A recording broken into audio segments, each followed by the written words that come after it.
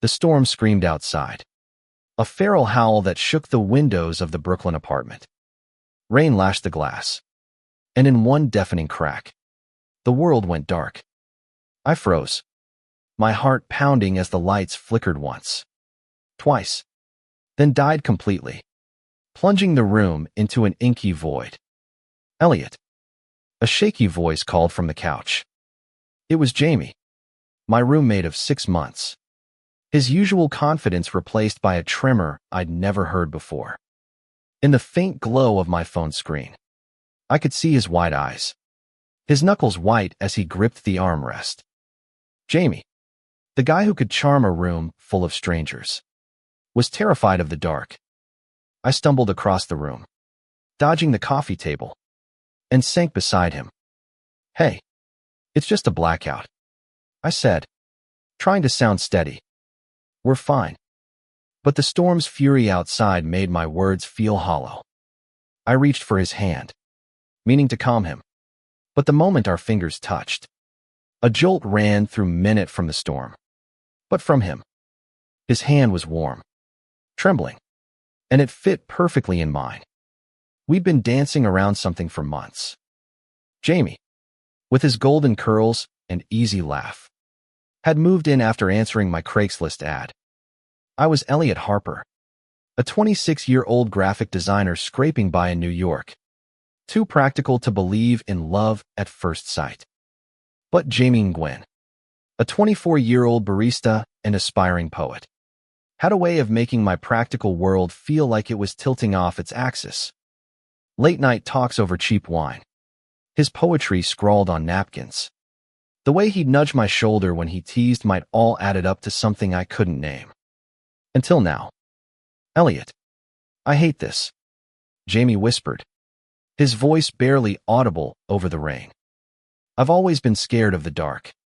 "Stupid, right?" He laughed, but it was brittle, like glass about to shatter. "Not stupid," I said softly. I squeezed his hand, and he leaned into me, his shoulder pressing against mine. The air felt charged, like the storm had seeped inside, crackling between us. I wanted to say something, anything, to keep him talking, to keep him close. "Tell me about the dark. Why's it get to you?" He hesitated, then let out a shaky breath. "When I was a kid, my dad used to lock me in the basement when I wasn't what he wanted me to be." His voice cracked, and my chest tightened. It was so dark down there. I'd just sit and wait, not knowing when he'd let me out. I'd imagine monsters, but the real monster was him. I didn't know what to say. Jamie had never mentioned his family. Not like this. I knew he'd left California at 18, chasing freedom in New York. But the details were always vague. Now, with his hand in mine, I felt the weight of his past, heavy and raw. "I'm sorry," I whispered, uselessly. "You didn't deserve that." He shrugged, but his eyes glistened in the faint light. "It's why I write. To make sense of it. To make something beautiful out of the ugly." He turned to me, his face inches from mine, and I saw the vulnerability he had behind his charm, the courage it took to share this piece of himself. My heart stuttered. I wanted to pull him closer, to promise he'd never be alone in the dark again.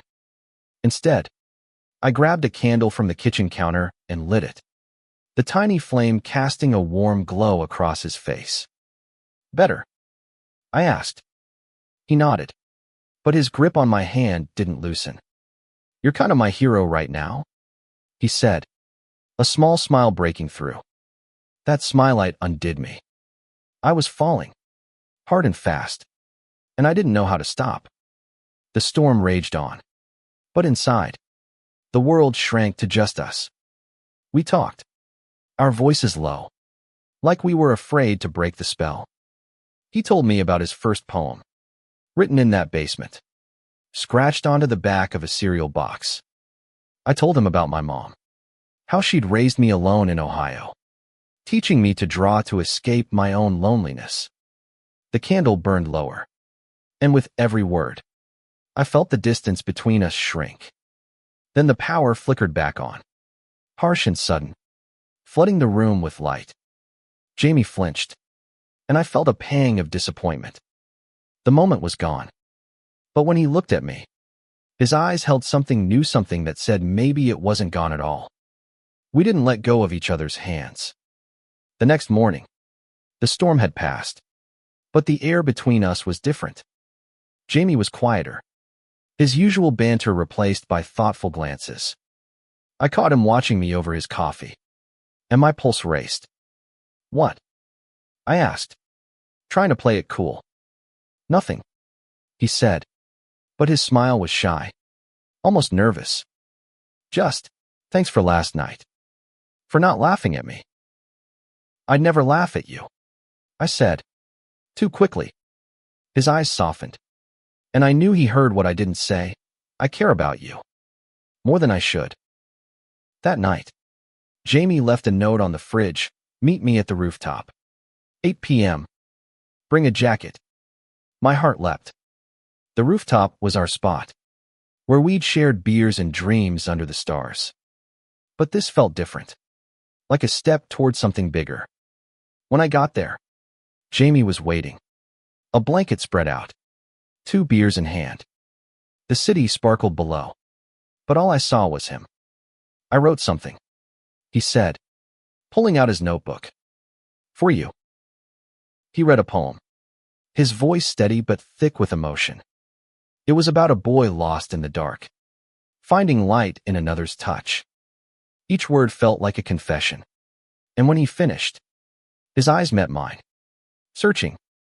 "Elliot," he said, barely above a whisper, "I think I'm falling for you." My breath caught.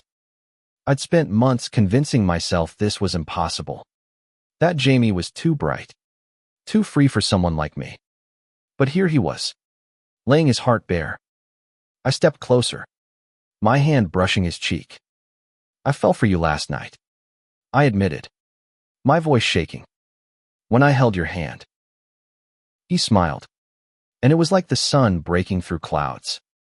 We kissed, slow and tentative at first, then deeper, the city fading away until it was just us, tangled in each other under the Brooklyn sky.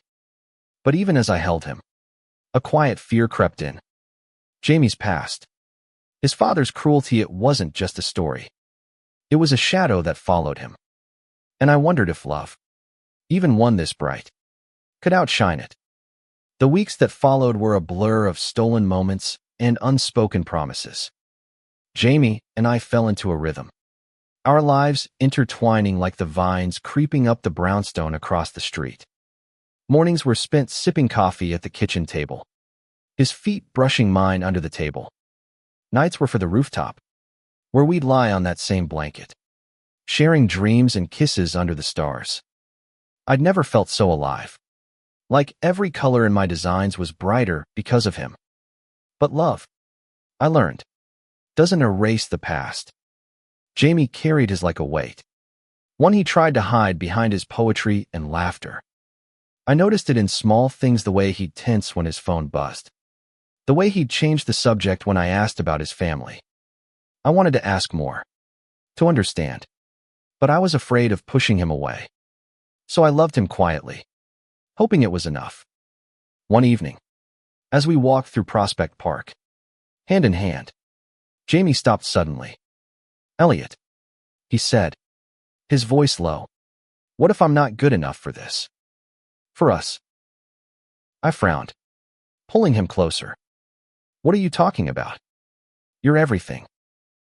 He looked away, his jaw tight. "You don't know everything about me. My dad, he didn't just lock me in the basement. He kicked me out when I came out to him. Called me a mistake." His voice broke, and I felt a surge of anger toward a man I'd never met. What if he's right? What if I mess this up? I cupped his face, forcing him to meet my eyes. "You are not a mistake. You're the best thing in my life, Jamie.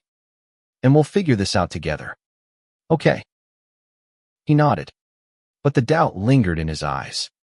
I kissed him, pouring every ounce of my belief in us into it, hoping it could drown out his fears. For a moment, it worked. He melted into me. And the park, the city, the world, it all disappeared. But the world has a way of intruding. A week later, I came home to find Jamie pacing the apartment, his phone clutched in his hand. "My sister called," he said, his voice tight. "My dad's in New York. He wants to see me." My stomach dropped. "What? Why now?" Jamie sank onto the couch, running a hand through his curls. "I don't know. He says he wants to talk. To make things right. But I don't trust him. Elliot. I can't." I sat beside him, my mind racing. "You don't have to see him. You owe him nothing." He looked at me, his eyes searching. "But what if I need to? What if I need to face him to move on? For us?" I didn't have an answer. The thought of Jamie facing the man who'd hurt him so deeply made my chest ache. But I could see the resolve in his eyes. This was something he needed to do, and I couldn't stop him. "If you go," I said, taking his hand, "I'm coming with you." He shook his head. "No. This is mine to face. But will you be here when I get back?" "Always," I promised. And I meant it with every fiber of my being. The next day, Jamie left to meet his father at a diner in Manhattan. I stayed behind, trying to focus on a freelance project. But my mind was with him. I imagined every scenario: his father apologizing, his father lashing out, Jamie breaking down. When hours passed with no word, my worry turned to panic. I texted him, called him, but nothing. Finally, at midnight, the door opened. Jamie stood there, his eyes red, his shoulders slumped. I rushed to him, pulling him into my arms. "What happened?" I asked, my voice barely steady. He buried his face in my shoulder, his body shaking. "He didn't change," he whispered. "He said he'd forgive me if I fixed myself, if I stopped being me." Rage burned through me, but I held him tighter, letting him cry. "You don't need his forgiveness," I said fiercely. "You're perfect the way you are." He pulled back, his eyes wet but fierce. I told him I'm done. I'm not his to control anymore. But it hurt. Elliot. It hurt so much. I wiped his tears, my heart breaking for him. "I know. But you're free now. And I'm here." We stayed like that, wrapped in each other, until the morning light crept through the windows. Jamie was stronger than he knew, but I saw the cracks in his armor. His father's words had reopened old wounds, and I wasn't sure how to help him heal. Over the next few days, Jamie threw himself into his poetry, writing with a fury I'd never seen. He read me pieces about breaking chains, about finding light in the dark, and I saw glimpses of the boy I'd fallen for. But there was a distance now, a shadow that lingered even when we laughed. One night, as we lay in bed, he turned to me. "Elliot, do you think love can fix someone?" I brushed a curl from his forehead. "I think love can help you see you're not broken. You're not someone to be fixed. Jamie, you're someone to be loved." He smiled, but it didn't reach his eyes. "I want to believe that," he whispered. I held him close, praying he would. The city moved on, but Jamie didn't. His father's visit had left scars, invisible but deep, and I felt him slipping. Even as I held him tighter, he still smiled, still wrote, still kissed me with that same fire. But there were moments when his eyes went distant, like he was fighting a battle I couldn't see. I tried to be his anchor. I cooked his favorite meals, dragged him to art galleries to distract him, left notes on his pillow with silly doodles. But the weight of his past was heavy, and I wasn't sure my love was enough to lift it. One Saturday, We went to a queer poetry slam in the East Village, a place Jamie used to love. He'd signed up to read. His first performance since his father's visit. I sat in the crowd, my heart swelling with pride as he took the stage. His poem was raw, a story of a boy breaking free from a cage. His voice trembling but strong. The room erupted in applause. And for a moment, I thought we'd turned a corner. But after, as we walked home, he was quiet. "Did you like it?" he asked finally, his voice small. "It was incredible," I said, squeezing his hand. "You were incredible." He stopped, looking up at the sky. "I wrote it for you. For us. But sometimes I feel like I'm still in that basement. Elliot. Like I'll never really get out." My throat tightened. "You're not there anymore. You're here. With me. And I'm not going anywhere." He nodded, but the doubt in his eyes lingered. I wanted to scream, to shake him, to make him see how much he meant to me. But I knew it wasn't that simple. Love could light the way, but it couldn't erase the path he'd walked. The next week, Jamie got a call from his sister, Lynn. She was in town, visiting from California, and wanted to meet. Jamie was nervous, but hopeful. She'd always been his ally, the one who'd snuck him food in that basement. We met her at a cafe in Williamsburg, and I saw the resemblance immediately, the same sharp cheekbones, the same warm eyes. Lynn hugged Jamie tightly, tears in her eyes. "I'm so proud of you," she said. "You're living your truth, Jamie. That's more than most people can say." Jamie smiled, but it was strained. "Dad doesn't think so." Lynn's face darkened. "Dad's wrong. He's always been wrong about you. You're not his to define." I watched them, my heart aching for the family they could have been. Lynn turned to me, her eyes warm. "You're good for him, Elliot. I can see it." I blushed, but Jamie's hand found mine under the table, and I felt a spark of hope. Maybe, with time, he'd believe it too. That night, Jamie was lighter, laughing as we cooked dinner together, his hip bumping mine as we danced to some old jazz record. It felt like the old days, before his father's shadow loomed. But as we lay in bed, he turned to me, his voice serious. "Elliot, I need to tell you something. I've been thinking about going to therapy. To deal with everything. I want to be better. For me. For us." I propped myself up, looking into his eyes. "That's brave, Jamie. And I'm here. Every step of the way." He kissed me, soft and slow. And for the first time in weeks, I felt like we were on solid ground.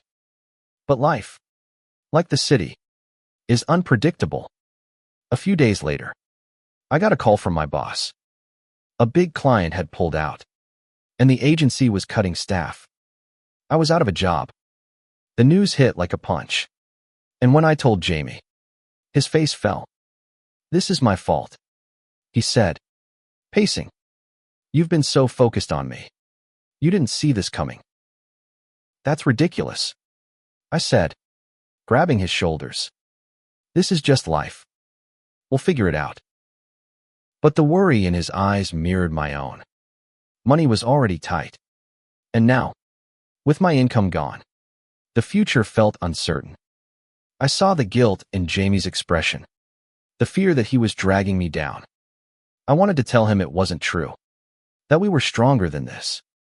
But the words felt heavy, unconvincing. That night, as we sat on the rooftop, the city buzzing below, Jamie took my hand. "Elliot, I love you, but I'm scared I'm not enough. Not for you. Not for this life." I pulled him close, my heart racing. "You are enough. More than enough. We're in this together, Jamie. No matter what." He nodded, but the shadow in his eyes remained. And as the city lights flickered, I wondered if love could carry us through the storms still to come. The weeks that followed were a test of everything we'd built. I scrambled for freelance gigs, spending late nights hunched over my laptop, while Jamie picked up extra shifts at the cafe. We were exhausted, stretched thin, but we held on to each other, finding solace in quiet moments, a shared glance over breakfast, a kiss stolen in the hallway. Jamie started therapy, and I saw changes, small but real. He smiled more, wrote with a new kind of fire. One evening, he read me a poem about two boys building a home in the ruins of their pasts. And I knew it was about us. "I'm trying, Elliot," he said, his voice soft. "I want to be someone you can lean on too." "You already are," I said, and I meant it. But the strain of our situation was wearing on us. Bills piled up, and the apartment, once our sanctuary, felt like a cage. I could see Jamie fighting his old doubts, the fear that he wasn't enough. I fought my own, wondering if I could be the partner he needed when I was barely keeping myself afloat. One night, as we sat on the couch, the power flickered again, not a storm this time, but a warning from the electric company. We hadn't paid the bill. Jamie laughed. A bitter sound. Full circle. Huh. Another blackout. I reached for his hand, echoing that first night. "We'll get through this. Just like before." But he pulled away, his eyes distant. "What if we don't? What if I'm holding you back? Elliot, you could have a better life without me." His words cut deep, and I felt a surge of panic. "Don't say that. You're not holding me back. You're the reason I keep going." He looked at me, tears in his eyes. "I love you, but I'm scared I'll ruin you. I've got so much baggage, and you're carrying it too." I grabbed his face, forcing him to look at me. "I choose you, Jamie. All of you. The baggage, the poetry, the fear, the light. I choose it all." He broke then, sobbing into my chest, and I held him, just like that first night. But this time, I wasn't just calming his fear, I was fighting for us, for the life we were building. We stayed like that, wrapped in each other, until the power came back on, a soft hum filling the silence. The next day, I got a call. A friend from art school had a lead on a job, a small design firm in Queens looking for someone with my skills. It wasn't glamorous, but it was a lifeline. I told Jamie, and for the first time in weeks, his smile was real. "That's amazing," he said, pulling me into a hug. "You're gonna kill it." "We're gonna kill it," I corrected, kissing him. Together. Jamie's therapy sessions continued, and he started opening up more. Not just to his therapist, but to me. He told me about the dreams he'd buried, the fear that he'd never be free of his father's voice. But he also told me about his hopes for us, for a future where we could build something new. I listened, my heart swelling with pride for the man he was becoming. One evening, as spring bloomed across the city, Jamie took me to the rooftop. The blanket was there, the stars above. Just like that first night, we'd crossed the line from friends to something more. But this time, he held a small box. "Elliot," he said, his voice steady. "I spent so long thinking I wasn't enough. But you showed me I could be. I want to build a life with you. Not just in this apartment, but everywhere. Will you marry me?" My breath caught, tears blurring my vision. I thought of the blackout, the fear, the love that had sparked between us. I thought of the storms we'd weathered, the ones still to come. And I knew, without a doubt, that I wanted him by my side through it all. "Yes," I said, pulling him into a kiss that felt like a promise. The city sparkled below, but all I saw was himmy light in the dark. We didn't have much, but we had each other. And as we stood there, wrapped in the blanket and the future we'd chosen, I knew that was enough. The power could go out 1,000 times, and I'd still hold him tight. Not just to calm his fear, but to remind myself that our love was stronger than any storm.